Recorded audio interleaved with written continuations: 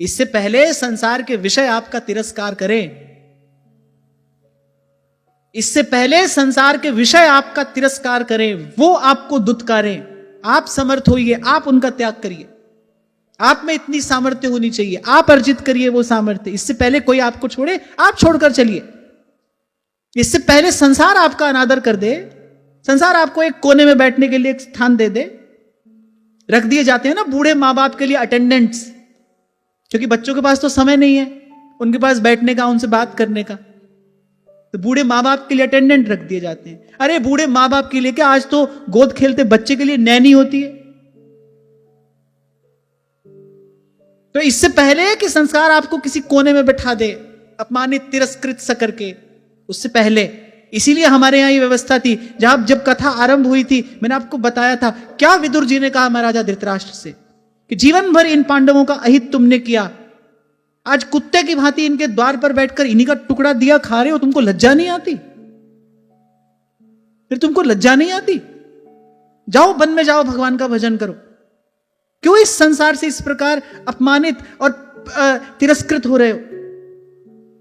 अरे तुमने जीवन तो अज्ञान में गंवाया, जो समय तुम्हारे हाथ में है कम से कम उसका तो सदुपयोग कर लो। संत ही तो जगाता है।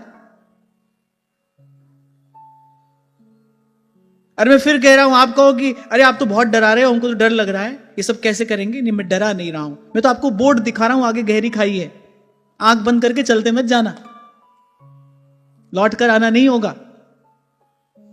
पत्ता टूटे डार सो और बहर न लागे बार। एक और बात, अपने आप को बहुत महत्वपूर्ण समझना छोड़िए। ये जो संसार आपको बताता है ना, अब बहुत महत्वपूर्ण है, बहुत महत्वपूर्ण है। ये जो आपके गुब्बारे में हवा भरी जाती है, ये गुब्बारा किसी भी दिन फूट जाएगा, तो अपने आप को बहुत महत्वपूर्ण मानना छोड़िए। संत कह रहे हैं, भजन बिन नर छकड़ा के बैल, लोग बढ़ाई दे दे हाकत, चलत दुखित है गैल। अंत में कहते नागरिया बस वृंदावन किन करे ना अपनो काज। अरे भजन बिन नर छकड़ा के बैल, इस भूल भ्रम में मत रहना आप बहुत महत्वपूर्ण हो, आपके बिना पता नहीं क्या हो जाएगा। कुछ नहीं होगा। ये तो वहां से झांकने की कोई व्यवस्था है नहीं, होती तो आप देख लेते कि आपके जाने के बाद क्या होता है यहां पर।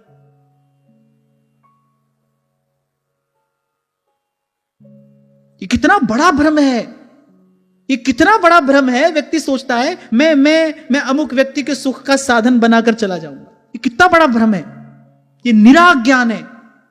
रत्ती घटे न तिल बढ़े, जो लिख दी करता है। जीव अपना प्रारब्ध लेकर आया है, आप कौन हो देने वाले भाई? आप हो कौन? हम किसी को क्या दे सकते हैं? देना चाहे तो नहीं दे सकते।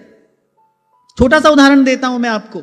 आपने किसी के लिए 56 भोग बनाया है, आप बड़े प्यार से उसको पवाना चाहते हैं। उसी घड़ी यदि उसको कोई रोग हो जाए, उसके उदर में कोई विकार हो जाए, आप उसको खूब खिलाना चाहते हैं, वो खा ही नहीं सकता, ये समय अनुकूल नहीं है। और आप लाख ना देना चाहें, उसके भाग्य में विधाता ने लिखा है, तो भाई आकर उसकी गोद में पड़ेगा। एक बार इस दृश्य को देखो तो सही, आप हो कौन किसी को देने वाले? करना क्या है? अपने कर्तव्य का पालन कर दीजिए। कुछ दिन पहले मैंने कहा था आपसे, संसार के प्रति कर्तव्य है, पर करते करते मरना नहीं है। इसलिए मैंने कहा था, जो लोग 50-55 तक पहुंच चुके हैं, उनको तो वानप्रस्थ का विचार करना ही चाहिए, चल ही देना चाहिए उनको। छोड़ो संसार को, उससे पहले अपने कर्तव्य का पालन करो। घर में रहे पर उदासी नहीं, तो काल फिरत सर सांधे, और चढ़े रहते हैं कांधे। और आज जो दृश्य में देख रहा हूं, मुझे तो नहीं लगता कि विवाह के पश्चात आपके बच्चों को कोई आपकी बहुत अधिक आवश्यकता होती है। आप नाती पोते करते करते भले उनसे चिपके रहो, उनको आपकी कोई आवश्यकता नहीं है।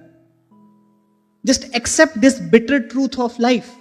अभी मैंने आपसे कहा ना, संसार को यथावत स्वीकार करो। अच्छा, ऐसा क्यों है? ये ईश्वरीय व्यवस्था है आपको मुक्त करने के लिए, ये भगवान की हुई व्यवस्था है।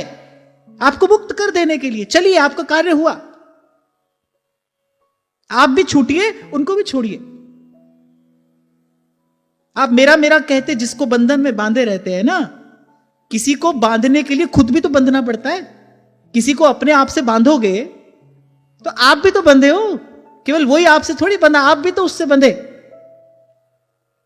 सही समय पर सही निर्णय लीजिए, सही समय पर सही दिशा में चलना आरंभ कीजिए। यही काल भगवान का सबसे बड़ा आदर है। और यदि आपने ये नहीं किया तो आपने काल का अनादर किया, और काल का अनादर करने वाला अपना लोक परलोक दोनों बिगाड़ता है। क्योंकि मैंने कहा ना देने वाले आप हैं ना मैं, भगवान कह रहे हैं। भाई ब्रह्मा पर्यंत सबका प्रभु यही काल ही है, यही समय ही है। आपने समय का आदर किया, समय आपको वहां पहुंचाएगा जहां देवता भी आपके सन्मुख नत होंगे। और समय का आदर क्या है? सांस सांस सिमरै गोविंद। प्रभु का नाम जपते हुए निष्काम भाव से अपने कर्तव्य कर्म का पालन करते जाइए। यही काल भगवान का आदर है।